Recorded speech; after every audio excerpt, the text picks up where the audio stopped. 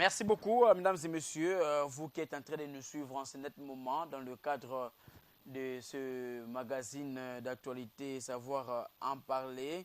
Vous le savez, le monde célèbre ce 10 octobre la journée dédiée à l'abolition justement de la peine de mort. Donc la journée de lutte en faveur de l'abolition de la peine de mort.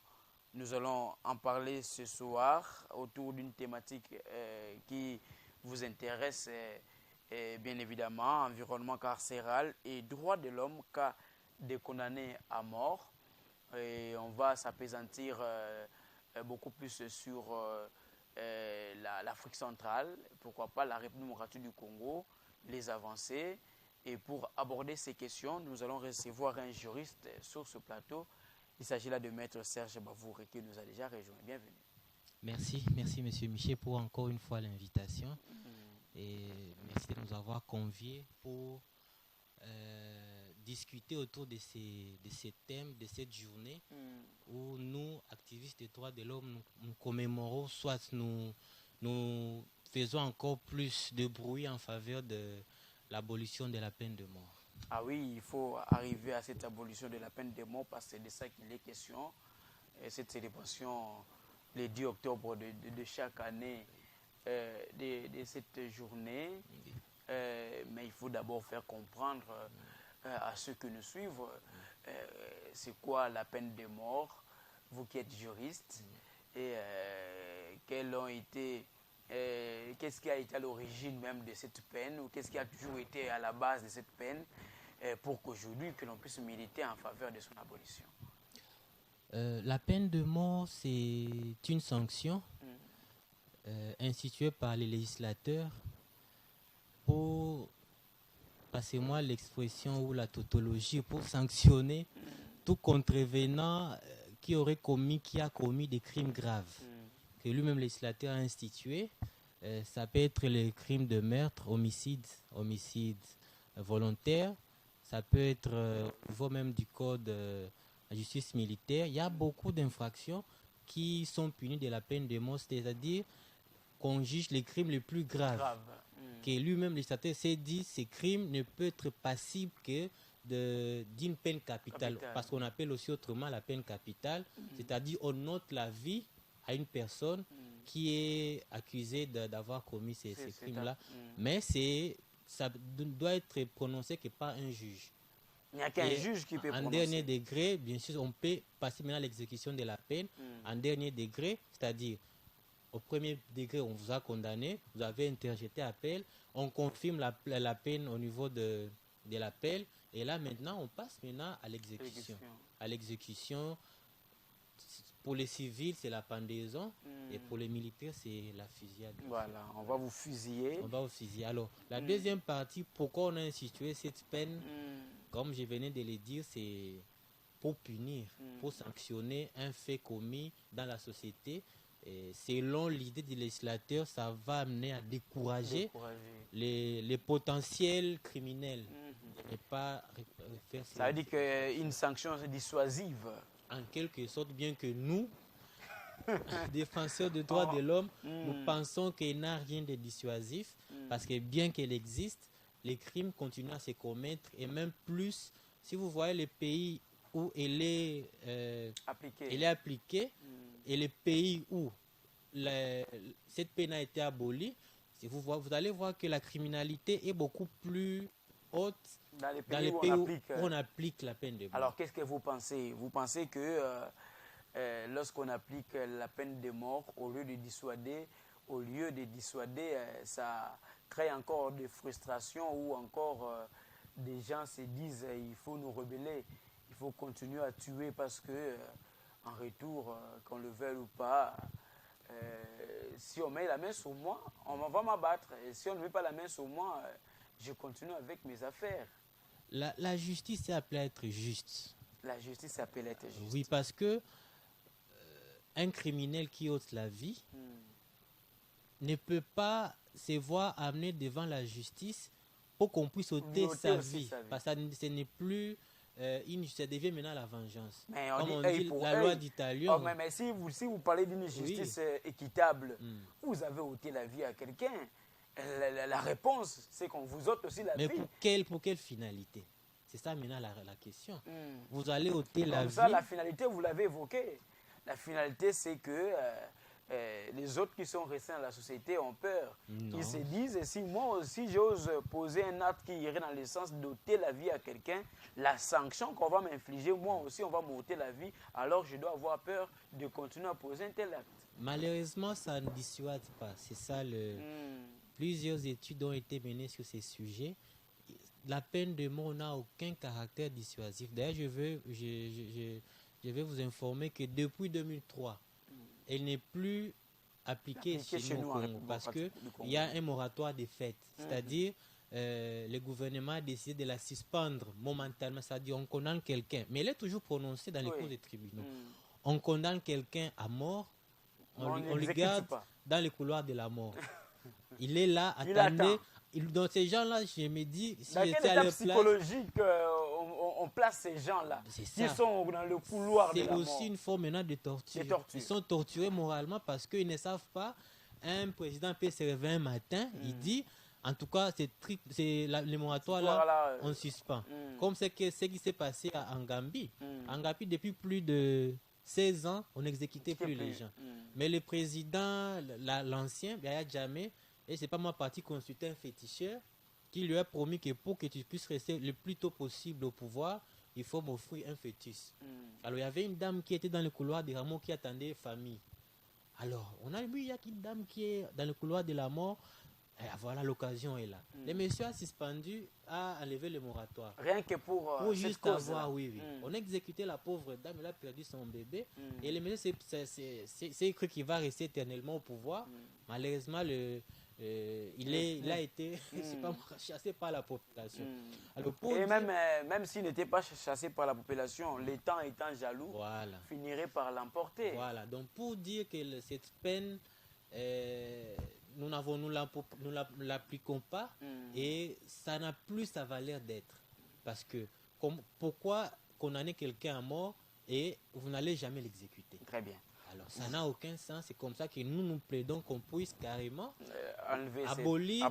Et puis que tout le monde qui est condamné à mort, bon, pas à mort, tout le monde qui commet les crimes qui était passible de la peine de mort, puisse passer toute sa vie en prison à perpétuité. Voilà. Bon, revenons d'abord par cet exemple intéressant que vous venez de proposer, d'évoquer ici, avec cette femme qui a été abattue avec son fœtus, son enfant dans son ventre. Parce qu'on voit aussi la thématique cette année tourne autour de la femme. La femme et la peine de mort. Voilà. Parce qu'il s'observe aussi qu'il y a beaucoup de femmes qui sont au couloir de la mort. Mais on n'en parle pas trop parce qu'on n'imagine pas assez de femmes poser des actes passibles justement à cette peine. Voilà. La coalition mondiale contre la peine de mort qui préside au niveau mondial toutes les associations abolitionnistes les associations qui travaillent dans le sens d'abolir la peine de mort. Nous avons ici au Congo la coalition congolaise contre la peine de mort. Nous avons, nous sommes dans les réseaux d'associations abolitionnistes de la peine de mort qui est les Radoma. Alors, cette ONG internationale, la coalition mondiale, regroupe en son sein plus de 180 ONG de tous les pays du monde. Alors, chaque année, ils raisonnent par rapport à un thème adopté. Et cette année, ils ont adopté le thème « Femmes condamnées à mort, réalité cachée ». Une réalité cachée. Oui, parce qu'on a observé que la population carcérale est à majorité. En tout cas, sur 100%, on peut dire 85% sont des hommes. Les petits 15% sont des femmes, mais malheureusement, elles sont oubliées, surtout celles qui sont condamnées à mort. Alors, c'est comme ça que les ONG ont voulu mettre un peu une lumière sur cette catégorie de personnes, de prisonniers, les femmes condamnées à mort. On voulait un peu réfléchir sur leurs conditions carcérales, sur leur état psychologique avant, dans les pays qui appliquent encore la peine de mort, avant l'exécution et pendant l'exécution, que deviennent la progéniture de ces femmes-là, de leurs parents, leurs ascendants et descendants. Voilà un peu les thèmes qui avaient été retenus pour... Parce que nous avons essayé de feuilleter quand même certains rapports qui ont toujours été publiés dans ce cadre-là. Oui.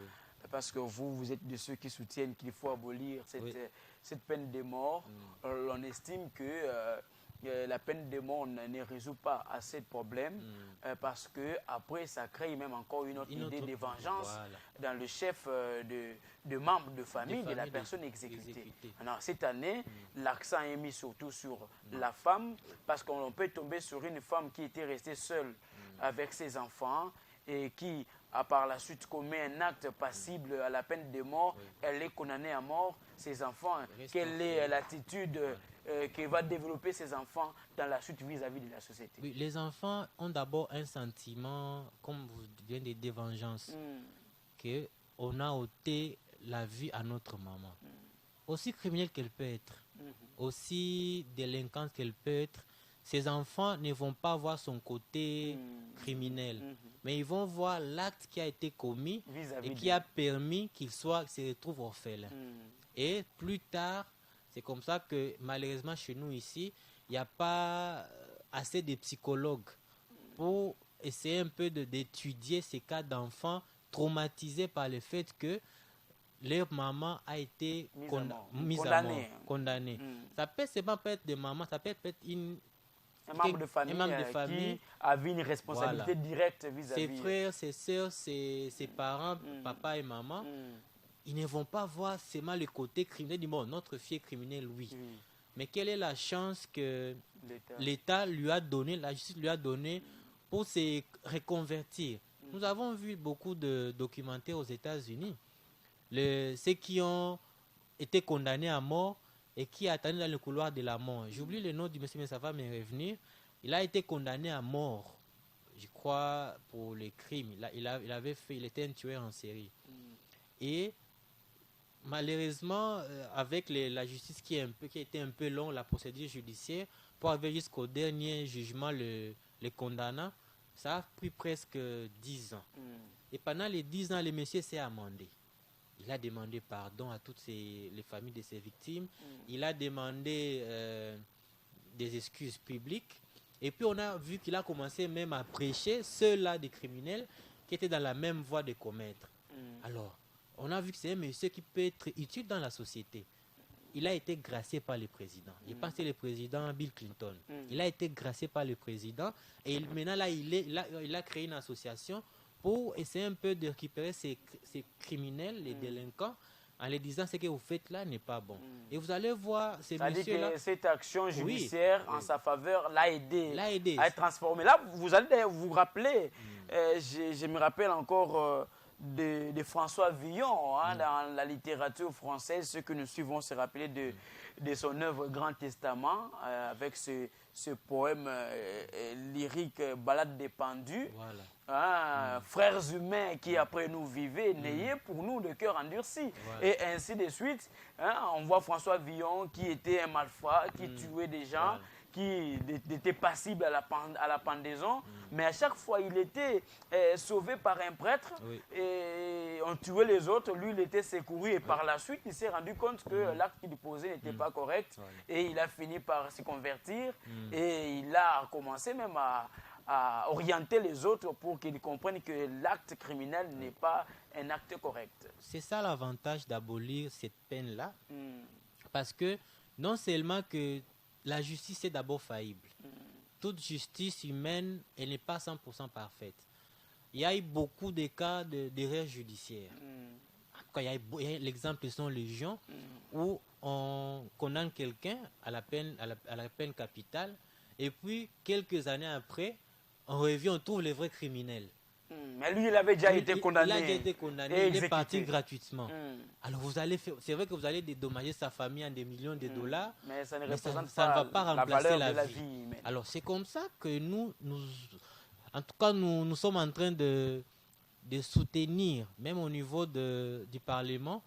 Nous étions aujourd'hui en conférence avec les réseaux de parlementaires contre la peine de mort, présidé par la très distinguée honorable Christelle Vwanga, avec qui on a réfléchi, on s'est dit, à quoi bon continuer à garder ces moratoires-là qui est de fait? On doit d'abord l'amener que ce soit un moratoire des droits, c'est-à-dire une ordonnance du président, ou soit même un arrêté du ministre de la Justice. Ça peut suspendre ces moratoires-là, mais que ça ait un soubassement juridique. Qu'on suspende ça au niveau, que ce soit un moratoire de droit, c'est-à-dire un acte qui va encore les rétablir, soit la nuit, ça doit être un acte réglementaire d'un ministre, soit du président de la République. Et puis maintenant, voir maintenant comment, il y a une loi qui existe au Parlement. Nous appelons ça la loi Mbata, parce que c'est l'honorable André Mbata qui avait porté cette loi. Et j'étais content d'apprendre récemment qu'il avait été désigné comme président de la commission politique, administrative et juridique. Alors, moi, j'ai dit aux honorables, parce que c'était tout un réseau, c'est vous les autorités législatives. Que faites-vous en faveur de l'abolition de la peine de mort? Enfin, pour que cette loi qui est dans vos tiroirs depuis plusieurs années. Qui continue à garder les gens dans le couloir de la mort. Et l'honorable m'a répondu en disant que ce n'est pas si facile que ça. Parce qu'elle m'a dit qu'elle était dans une émission sur une chaîne de la place en défendant l'abolition de la peine de mort, mais là, elle était huée. Là, il y a des appels, mais vous soutenez les criminels, mais comment? Mais c'est une dynamique à l'interne parce qu'ils sont vraiment en train de se bouger pour que cette loi puisse être traitée, parce qu'on ne peut pas concevoir des lois que moi j'appelle un peu inutiles. Alors, comme la loi de $500. Par exemple. Ça avait été aligné pour cette session.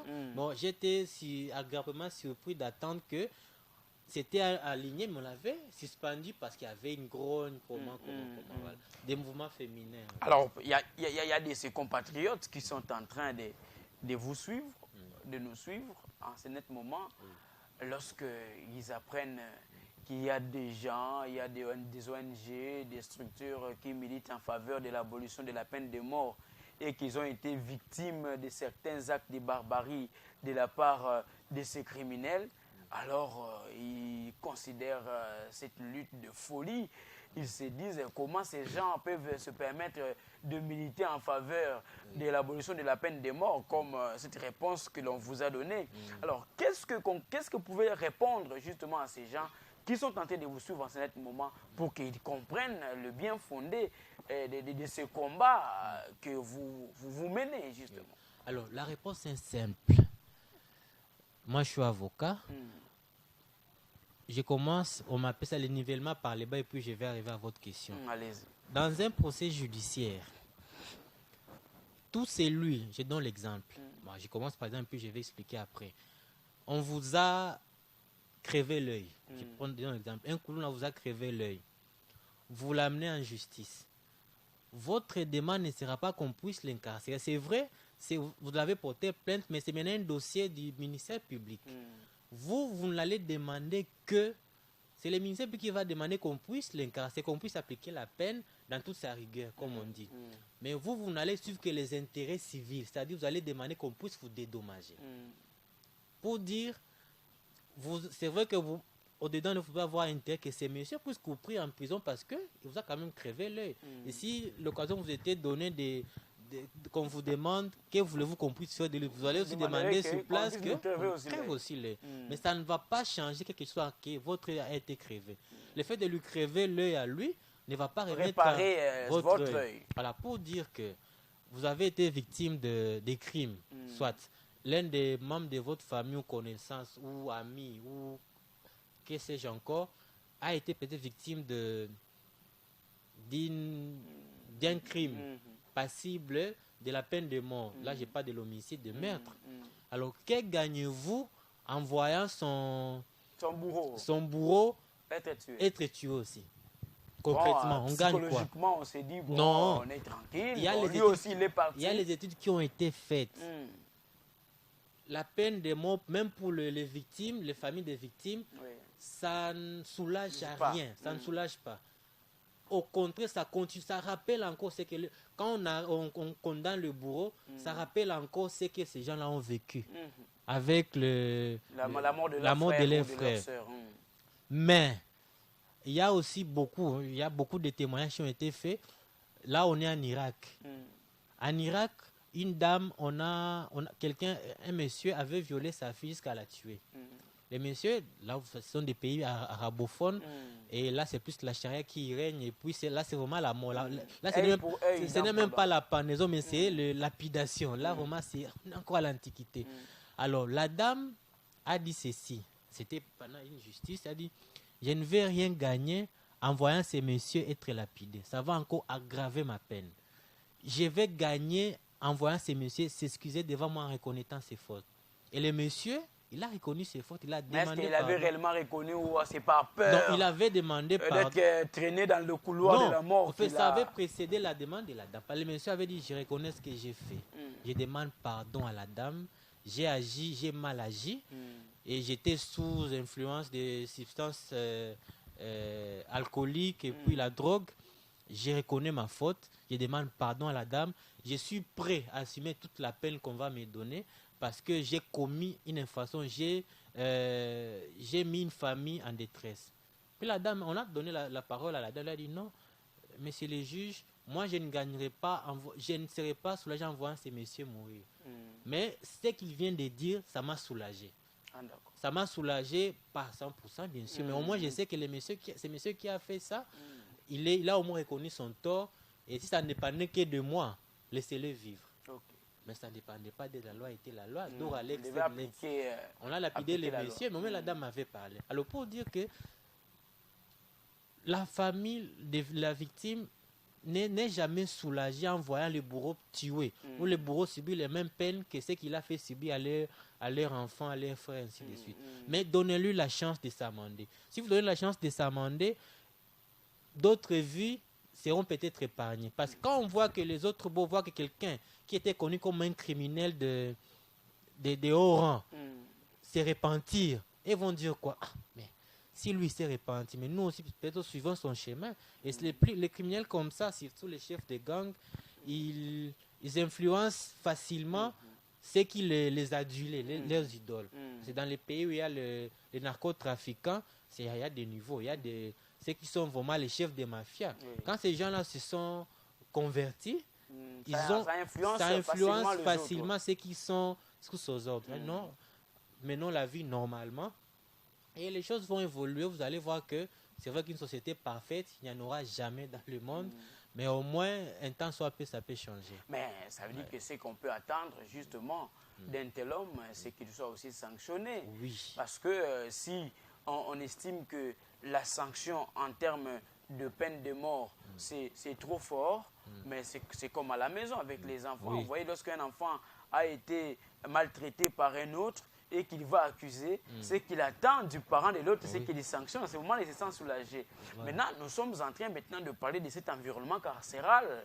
Lorsque on place ces gens, je prends le cas de la République démocratique du Congo qui garde encore ces moratoires de fait et que nous avons encore jusqu'à aujourd'hui des personnes qui sont dans ce couloir de la mort, on va dire, vous avez évoqué cet aspect des choses pour dire que c'est une forme de torture. Ces personnes continuent à mourir moralement, psychologiquement, parce qu'ils ne savent pas quand est-ce qu'on va exécuter justement leur peine. Et en ce moment-là, il faut justement un certain combat qui soit aussi mené pour que finalement, comme vous l'aviez dit, qu'on quitte de ces moratoires de fait pour une autre décision qui soit va définitivement mettre de côté cette peine. Voilà, ça c'est une vraie problématique de la situation, l'environnement de nos prisons et autres lieux de détention parce que c'est vraiment un problème. Parce qu'à ce moment-là, ils souffrent doublement. Au-delà des conditions de la prison et la condition psychologique lorsqu'on sait qu'on va mourir. Alors, j'ai rigolé un peu pendant la conférence qu'on avait aujourd'hui avec les députés. Un député élu de l'Odja qui nous dit que chez lui, la prison est à ciel ouvert. Le matin, il arrive à la prison, il voit un monsieur arrêté pour je ne sais pas moi quel motif. Et vers 15h, il voit le monsieur sur une moto. Il dit, mais moi je vous ai vu, oh non, oui, mais je suis allé chercher à manger, puis je vais rentrer à la prison. Comment ça? Il prend la prison comme un lieu pour passer nuit. Mais il y a beaucoup d'histoires comme ça. Et même il n'y a même pas de prison. Et les prisons au Congo, la plupart datent de l'époque coloniale. Ils accueillent les triples, les quatre, voire même fois 10 de la population. Alors, la problématique, c'est vrai, comme vous venez de le dire, on milite pour l'abolition de la peine de mort. C'est-à-dire tous ceux-là qui devaient normalement être exécutés doivent être gardés quelque part. Mais quel est l'état de nos prisons aujourd'hui? Bon, là, nous parlons d'abord des femmes parce que j'avais été... Mais c'était notre paire de manches. Vous avez encore la parole parce que, vous savez, je l'ai dit tantôt, si on doit refuser le fait qu'on doit abattre ces gens, ça veut dire qu'on doit mettre de côté la peine de mort, l'autre partie attend quand même que cette personne soit sanctionnée. Mais cette sanction doit aussi être, pas dans le sens qu'il est libre, il est à l'aise là où il est, il doit quand même subir une certaine peine. Ça veut dire, par exemple, en souffrant, parce que lui aussi a causé justement une grande tristesse dans une famille. Voilà. Alors, c'est ça la problématique dont je disais. Les messieurs qui devaient être soustraits de la société, c'est-à-dire être morts, doivent être gardés quelque part. Et je vous informe que chez nous ici au Congo, presque tous les condamnés à mort, en tout cas à 70%, sont gardés à une seule prison, en Ngenga. C'est là où on garde presque la majorité de tous les condamnés à mort. Mais il faut voir l'état de cette prison-là. C'est déplorable. Alors, c'est vrai, on doit abolir la peine de mort. Mais de l'autre côté, il faut maintenant que le gouvernement... Parce que la réhabilitation, la construction des prisons, ça appartient vraiment au gouvernement. Alors, nous avons proposé, nous, société civile, mais ce n'est pas difficile en soi, M. Michel. Vous voyez, il y a des partenaires qui n'attendent que vous puissiez les proposer. Ils viennent. Pas plus tard que le mercredi ici. La ministre a inauguré un pavillon pour femmes à la prison de Makala, entièrement construit et réhabilité par les partenaires. Ce n'est pas le gouvernement qui a sorti l'argent. Et aujourd'hui, elle est à Luzumu pour encore inaugurer les pavillons qui ont été totalement retapés et qui ont maintenant rempli les standards internationaux. Alors, nous on a dit, le gouvernement, ce n'est pas difficile en soi.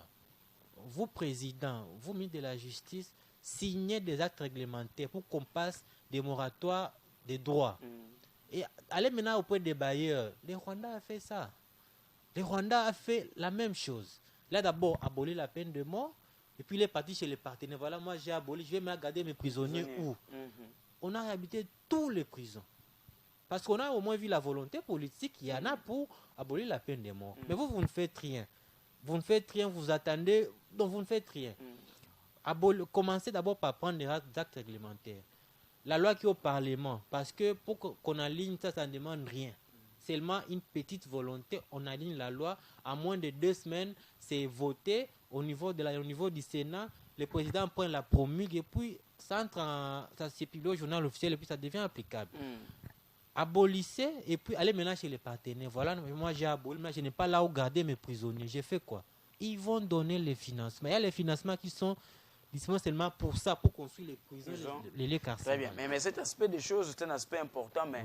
Alors, on se pose la question, vous voyez, chez nous, aujourd'hui, on parle de l'état des droits, et lorsque vous posez la question aux Kinois ou à tous ceux qui sont en train de nous suivre, ils se disent que lorsqu'on dit état des droits, l'aspect que l'on voit, c'est la sanction. Il faut que l'on puisse sanctionner toutes les personnes qui posent des actes contraires. Alors, en ce moment-là, ça devient très difficile et très compliqué pour que les gens admettent facilement que l'on abolisse cette peine de mort, parce que pour eux, ils ne voient que la sanction. Alors, quelles sont les vraies stratégies qui doivent être mises en place pour que finalement, on ne tombe pas dans une sorte de chantage, on va dire, écoutez, des gens qui étaient des criminels, qui ont tué des gens, au lieu qu'on puisse eux aussi les tuer, on commence encore à les garder, et comme on n'a pas trop confiance à nos services, au nord, la nuit, il sort, il s'en va fêter ailleurs, et puis il rentre, ça devient encore très compliqué pour que vous réussissiez ces combats. Déjà, nous avons tous été au référendum en 2005 pour voter l'actuelle constitution, qui a été votée à plus de 80%. Donc la majorité de la population a voté cette constitution. Et elle-même déjà aboli la peine de mort. Donc nous-mêmes, nous avons voté pour l'abolition de la peine de mort. Parce que l'article 16, la vie humaine est sacrée. L'article 61 aussi dit la même chose. Alors, pourquoi tu as voté pour abolir la peine de mort? Toi, tu es contre cette abolition. C'est un peu Est-ce qu'on avait paradoxal. expliqué exactement, vous savez, la majeure partie de la population congolaise est analphabète. Est-ce que cette population qui est allée voter justement cette constitution a eu le temps de lire tous les articles et de comprendre?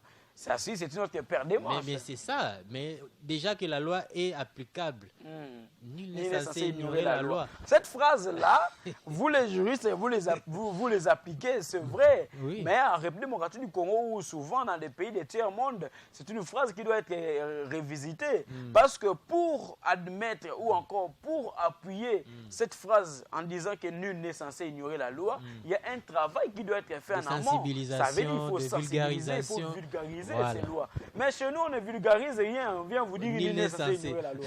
Ça aussi, c'est contre le C'est droit. une problématique aussi, parce que avant que cette phrase devienne comme telle, qu'on l'applique à quelqu'un, il faut que l'État ait prouvé que voilà, j'ai mis des moyens. La personne qui dit ça, soit qui se croit ignorer la loi, moi j'ai mis des moyens pour qu'elle puisse lire la loi. Alors, à l'époque, la Constitution, c'est en français. Moi, je me rappelle à l'époque, c'est en Nous français. avons une Constitution en français, la plupart de nos lois en français. Les langues alors que nous avons des compatriotes qui ne parlent pas français. C'est ça aussi le problème. Alors, ça devient très compliqué. Le mécanisme pour, vous avez dit, pour expliquer aux gens que... Oui, parce qu'il y a de ceux-là qui sont en train de nous suivre. Chez nous, vous voyez, lorsqu'on dit état de droit aujourd'hui, vous voyez, avec le travail que l'IGF est en train de faire, c'est que lorsqu'on a trouvé quelqu'un qui a posé un acte qui est contraire aux lois de la République, on voit l'aspect sanction.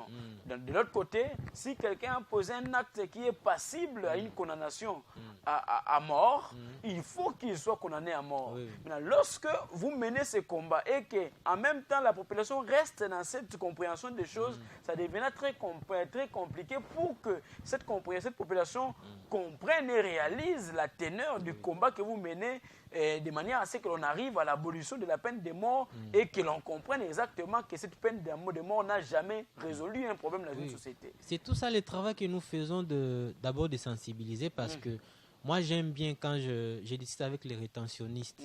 Ils sont nombreux, les rétentionnistes.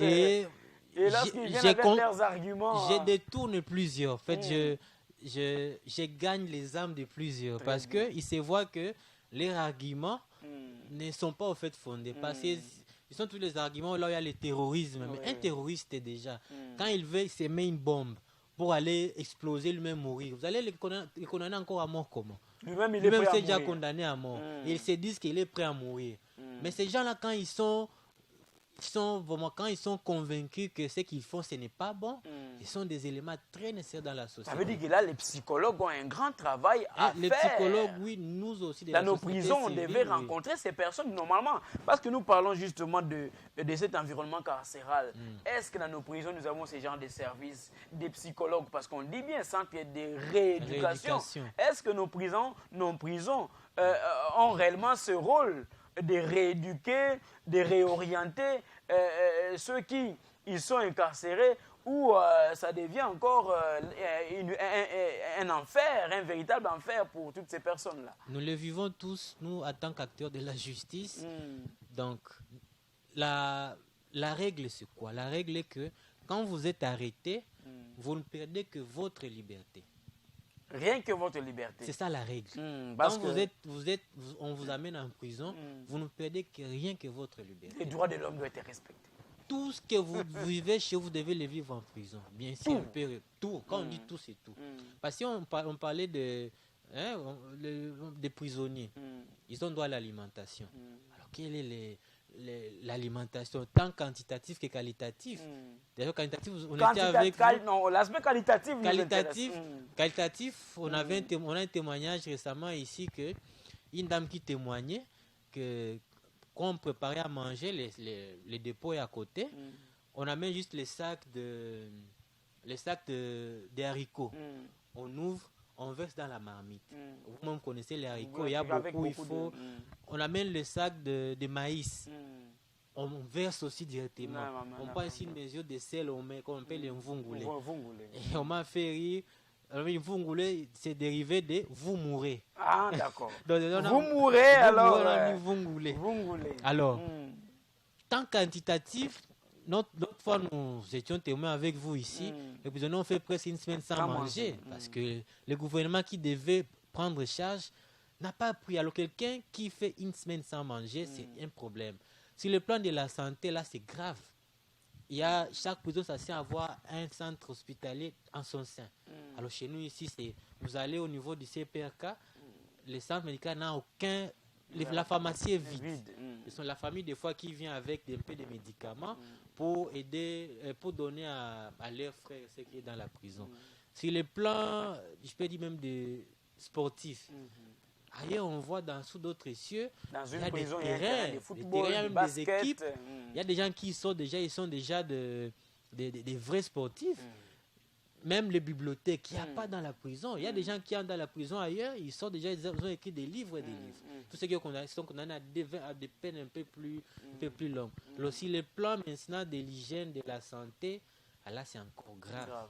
Très grave parce que l'environnement, lui seul, ne permet pas, et comme ça que vous voyez les gens qui entrent en bonne santé, ils y sortent amaigris et moi j'arrive toujours, vous voyez quelqu'un qui est toujours en forme, surtout les politiciens. Mais quand il entre en prison, il est malade, il a fait une crise. Mais là, c'est un autre aspect. Si en réalité, reste à savoir aussi si ces crises sont des crises normales. Hein. Voilà, parce qu'avec les politiciens, tout est possible. C'est comme ça que j'en ris des fois. Voilà, c'est parce que si en entrant en prison, la seule chose que l'on perd, c'est sa liberté. Et que le reste des choses, c'est normal. Oui. Mais tous ces prisonniers, tous ces politiciens prisonniers, ils ont quand même des moyens. Chaque jour, on peut venir lui envoyer, lui donner à manger et une nourriture de qualité. Et même la quantité, peut-être psychologiquement, il peut être frappé parce qu'il a perdu sa liberté, certaines de ses activités vont souffrir. Mais c'est la contrepartie du crime qu'il a commis. Très bien. Il ne peut pas commettre un crime et être comme tous les citoyens. C'est vrai qu'il doit être privé de sa liberté pour un temps, le temps qu'il puisse. Comme vous avez dit, c'est rééduqué, bien que chez nous ici, vous entrez 50% criminel, vous sortez 80% criminel. Parce que ce que vous avez vécu là vous a encore rendu plus criminel qu'avant. Très bien. Alors, c'est là, maintenant, l'autre paire de manches. Par rapport à ce combat que vous êtes en train de mener, en vue ou en faveur de l'abolition de la peine de mort, lorsque celui qui est à l'extérieur se dit que M. Serge Bavouré a eu à tuer mon enfant, il a été envoyé en prison et que dans son enterrement, il apprend que là en prison, il vit bien parce qu'on a fait que priver Serge Bavouré de sa liberté, parce que là en prison, il jouit de tous les autres droits, parce que l'aspect droit de l'homme intervient. Il a besoin de la sexualité, c'est possible. Il a besoin de ceci ou de cela, c'est possible. La seule chose dont on lui prive, c'est sa liberté. Alors, si on n'arrive pas à bien expliquer à ceux qui nous suivent, à la population congolaise, tous ces enjeux liés à la justice, ça sera très difficile pour que cette population comprenne la teneur même de cette lutte, comme je l'ai dit tantôt, que l'on mène en faveur de l'abolition de la peine de mort. Parce qu'en réalité, on vous entend parler, ça vaut la peine qu'on abolisse parce que, comme vous l'aviez dit, vous avez tué mon frère et après on vous tue, ça ne ressuscite pas mon frère. Mais si, même si on rentre dans la chrétienté, le souci de Dieu, c'est que tout le monde soit sauvé. Voilà. Ça veut dire que Dieu ne veut pas que tout le monde aille en enfer. Donc, ça veut dire qu'il y a un travail de sensibilisation, de conscientisation qui doit être fait en amont. Et ça, c'est le travail, c'est le rôle du gouvernement. Le gouvernement, oui, en grand, c'est une responsabilité un peu partagée, mais ça doit être mené en principal par le gouvernement parce que c'est lui qui gère l'État au quotidien, c'est lui qui définit les politiques publiques. Alors, les politiques publiques, ça ne peut pas seulement être d'ordre économique, financier, ça peut pas seulement d'ordre environnemental, c'est bien beau, mais aussi dans ce sens de créer, comme on dit, vous êtes revenu d'ailleurs sur ça, les conditions pour que les prisonniers vivent bien. Parce qu'on dit, on connaît quelqu'un à perpétuité, il ne va pas mener sa vie comme il menait avant. Il ne peut plus prendre son avion pour aller à Dubaï et passer ses vacances. On lui met un prix, c'est déjà une peine. Parce que ce qu'on a de plus cher dans cette vie, c'est la liberté. Alors quand les gens lui prouvent ce qu'on a de plus cher, c'est-à-dire qu'on l'a puni. La personne doit comprendre que qu'il aille en prison et souhaiter qu'ils vivent les calvaires, c'est vrai que ça peut être les soucis de tout un chacun, mais ça ne résout rien du tout. Alors c'est au gouvernement d'abord de prendre les pas. Nous faisons ce que nous pouvons faire, nous, société civile, bien que nous n'avons pas les monopoles de la force publique, le gouvernement lui en a. Il sait ce qu'il peut faire au cas où il y a résistance, où il y a incompréhension. Alors, nous faisons notre part, le gouvernement doit faire aussi le sien, Très bien. la sienne. Voilà. Ouais. Alors, il y a un grand travail qui doit être fait. Tout à fait. Donc, mesdames et messieurs, vous qui êtes en train de nous suivre, nous sommes en train d'aborder cette question liée à l'abolition de la peine de mort. Peut-être que vous qui êtes à la maison, qui avez été victime d'un acte criminel, vous avez perdu peut-être un membre de famille et que dans cet esprit de vengeance, vous vous dites, la personne qui a commis cet acte doit nécessairement être mise à mort. Alors aujourd'hui, on nous fait comprendre que cet acte, on a pris le cas de cette femme irakienne qui a fini par réaliser que sanctionner lourdement, tuer, abattre ces criminels ne résolverait pas en soi les problèmes, mais question qu'au niveau de chaque État, la justice fasse réellement son travail pour que les personnes qui sont arrêtées et jetées en prison puissent réellement subir leur peine, même si on ne va pas leur ôter la vie, mais en prison qu'ils subissent leur peine, ce qui constituera ne fût-ce qu'un soulagement pour les familles qui ont été victimes d'un acte de criminalité. Alors, nous tendons petit à petit vers la fin. Cette célébration, je l'ai dit, on revient sur le fait qu'il y a des femmes qui sont au couloir de la mort, mais on ne parle pas trop de ces femmes, et parce que souvent on s'est dit aussi qu'il y a moins de femmes qui commettent ce genre d'actes, et bien qu'on les utilise aussi parfois.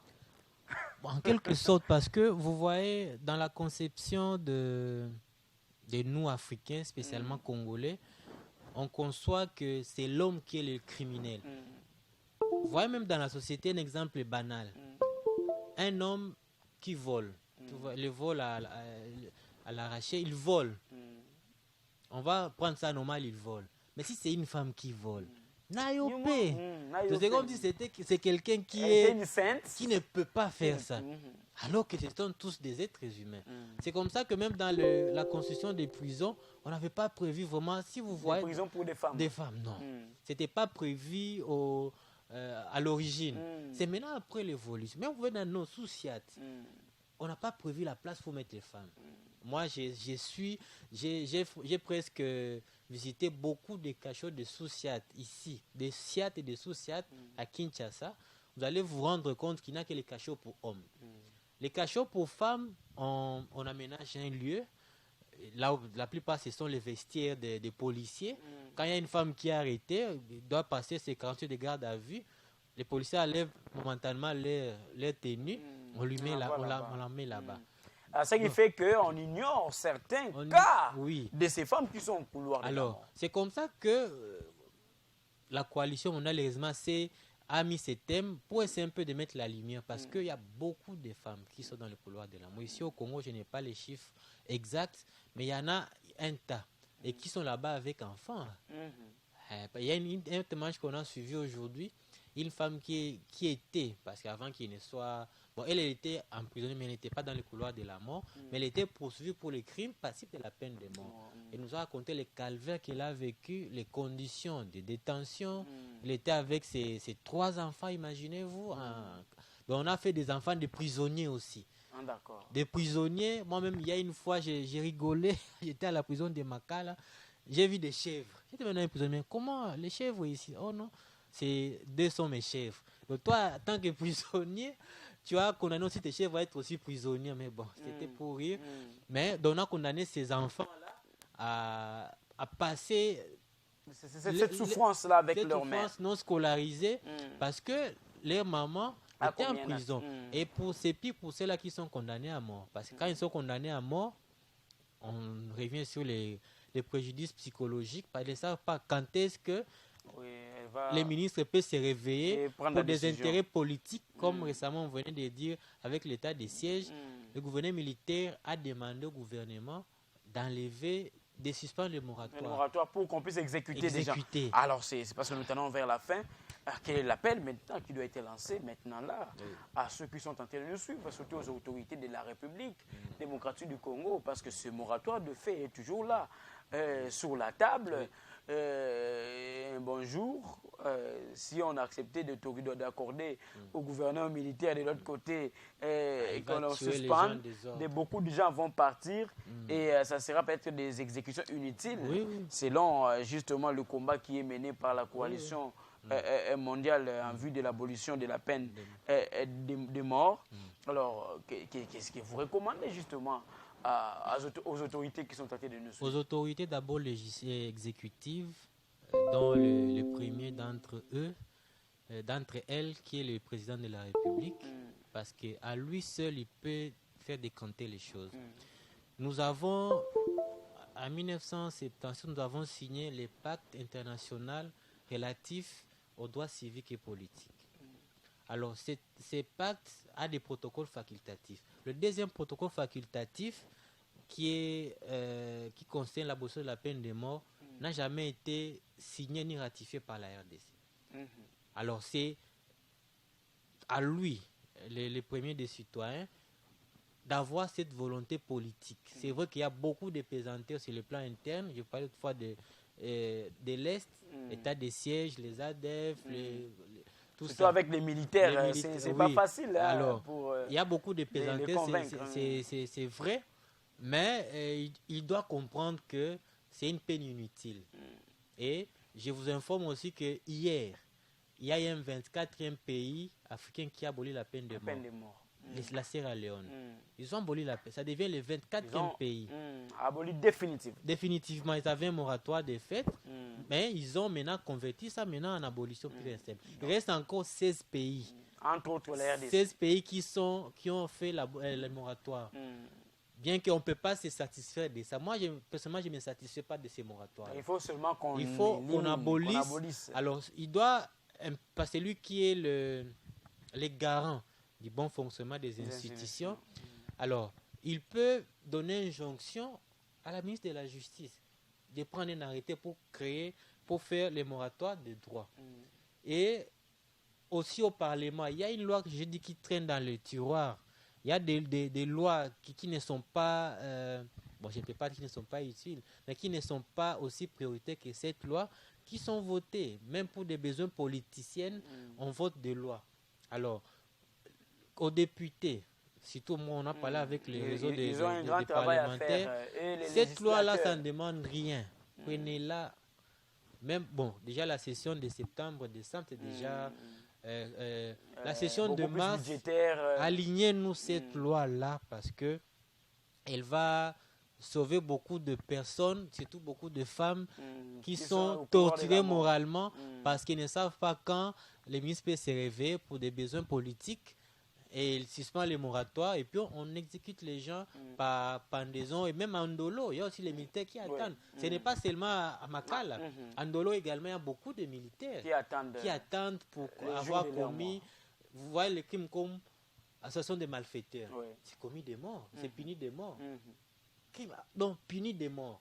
Alors, aux autorités législatives de démontrer que vous êtes réellement les représentants du peuple en nous votant cette loi-là et au président de la République de la promulguer et puis que l'entre en vigueur. Comme ça, on soit aussi compté parmi les pays.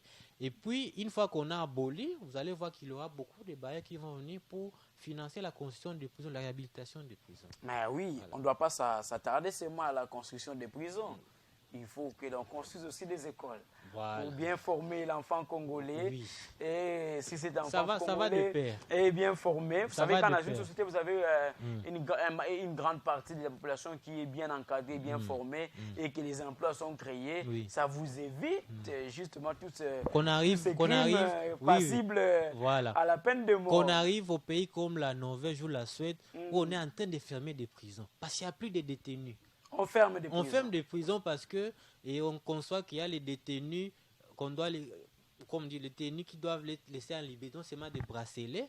Et puis ils sont surveillés, mais on fait un format de prison. Mais vous comprenez qu'en République démocratique du Congo, il y a un grand travail à faire avec Très déjà les enseignants qui sont en train de gréver ici, voilà. Réclamant l'amélioration de leurs conditions de vie. Désactiver d'ailleurs. Voilà, vous qui êtes juriste, c'est constitutionnel. C'est une violation des droits de l'homme. Le droit au salaire, c'est le droit aux grèves, c'est garanti par la Constitution.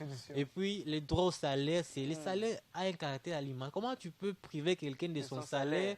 Il a des enfants aussi qu'il nourrit, une famille à charge, et vous lui privez de son salaire parce qu'il réclame ce droit. Est-ce que c'est une décision des humeurs ou quoi là, Je crois que c'est une décision des humeurs.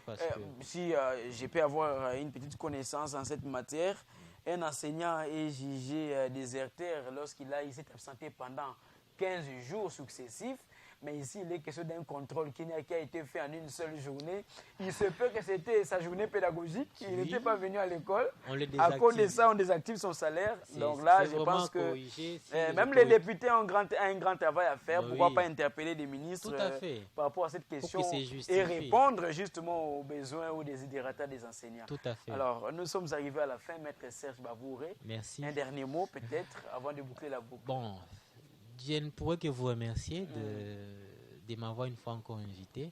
C'est toujours un plaisir de partager avec vous ces thématiques inhérentes à l'environnement et aux droits de l'homme. Et nous serons toujours disponibles si vous avez besoin de nous. Voilà, merci beaucoup. Mesdames et messieurs, ça n'est fini.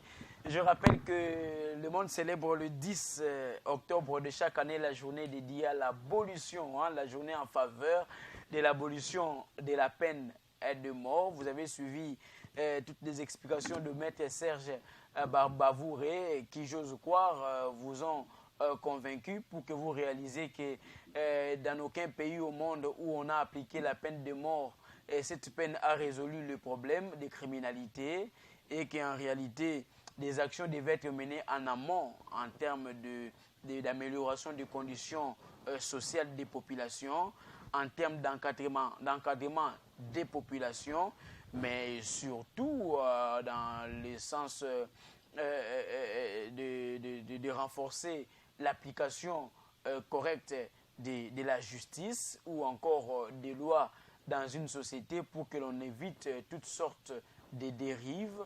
Et cette peine, comme vous l'avez suivi, beaucoup de témoignages ont été donnés à travers le monde, dans différents pays, pour démontrer que dans le pays où on a aboli la peine de mort, il y a eu quand même des avancées, et que dans le pays où on a conservé cette peine, il y a encore eu plus de cas de condamnation ou encore plus de cas de criminalité.